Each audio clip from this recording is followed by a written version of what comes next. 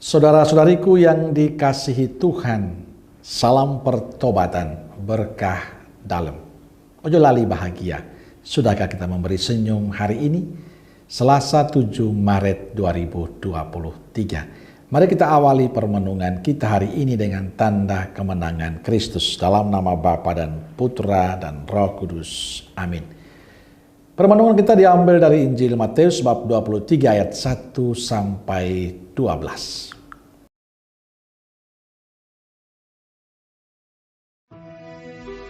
Maka berkatalah Yesus kepada orang banyak dan kepada murid-muridnya. Katanya, ahli-ahli Taurat dan orang-orang Farisi telah menduduki kursi Musa. Sebab itu, turutilah dan lakukanlah segala sesuatu yang mereka ajarkan kepadamu. Tetapi, janganlah kamu turuti perbuatan-perbuatan mereka, karena mereka mengajarkannya tetapi tidak melakukannya.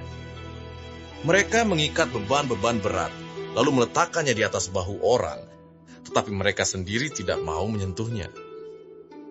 Semua pekerjaan yang mereka lakukan hanya dimaksud supaya dilihat orang.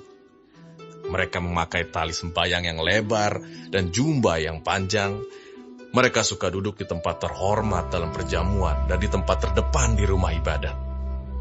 Mereka suka menerima penghormatan di pasar dan suka dipanggil rabi. Tetapi kamu, janganlah kamu disebut rabi, karena hanya satu rabimu, dan kamu semua adalah saudara. Dan janganlah kamu menyebut siapapun bapa di bumi ini, karena hanya satu bapamu, yaitu Dia yang di sorga. Janganlah pula kamu disebut pemimpin, karena hanya satu pemimpinmu, yaitu Mesias. Barang siapa terbesar di antara kamu, hendaklah ia menjadi pelayanmu. Dan barang siapa meninggikan diri, ia akan direndahkan. Dan barang siapa merendahkan diri, ia akan ditinggikan.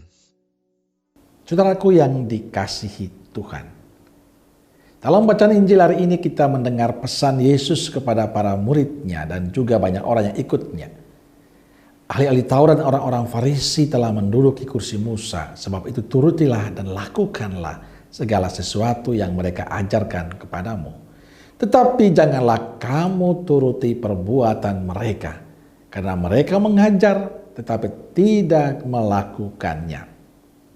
Saudaraku yang dikasihi Tuhan, pandangan Yesus tentang aturan dan hukum menarik. Yesus tidak memandang jelek ajaran dan hukum orang Farisi dan para ahli Taurat, sebab sumbernya sama, yakni dari Allah sendiri. Aturan itu berguna bagi semua orang untuk pengenalan pada Allah. Yang dikritik Yesus adalah cara dan sikap hidup orang Farisi dan para ahli Taurat yang tidak sesuai dengan ajaran yang mereka sampaikan kepada banyak orang. Sebab mereka mengajarkan tetapi tidak melakukan. Kritikan Yesus rupanya ditujukan juga pada kita, Anda dan saya. Sebagai imam, saya merasakan bahwa ini adalah kritikan Yesus yang keras, pedas pada saya dan juga Anda, pada kita semua. Mengapa demikian? Karena kita seringkali menghidupi cara hidup orang Farisi dan para ahli Taurat yang pandai berkata-kata, pandai mengajarkan sesuatu yang baik, tapi sering kita tidak melakukan itu. Kita hanya sampai pada teori-teori belaka. Hari ini Yesus mengingatkan kita untuk menyelaraskan antara apa yang dikatakan dengan perbuatan kita. Kita sering memberikan nasihat untuk mengasihi, untuk rendah hati, untuk tulus, untuk memberi pengampunan, tapi kita sendiri tidak melakukan itu. Saat ini kadang kata-kata sudah tidak bermakna lagi. Syair-syair indah kadang tidak berarti. Karena orang butuh tindakan konkret. Orang butuh sikap dan perilaku kita yang konkret.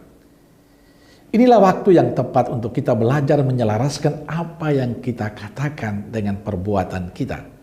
Menyesuaikan apa yang kita omongkan dengan apa yang kita buat. Kita wujudkan apa yang kita katakan di dalam sikap dan perilaku hidup kita yang baik dan benar. Dan saya meyakini, dikala kita menyesuaikan antara apa yang kita katakan dan dihidup dengan perbuatan baik kita, perilaku kita, maka akan menjadi berkat dan sukacita yang luar biasa bagi banyak orang. Maka jadilah pribadi-pribadi yang sesuai antara perkataan dan perbuatan. Amin. Semoga Allah yang Maha Kasih memberkati saudaraku sekalian, Bapa, Putra, dan Roh Kudus. Amin. Keluarga Kudus Nazaret, doakanlah kami. Amin. Berkah dalam.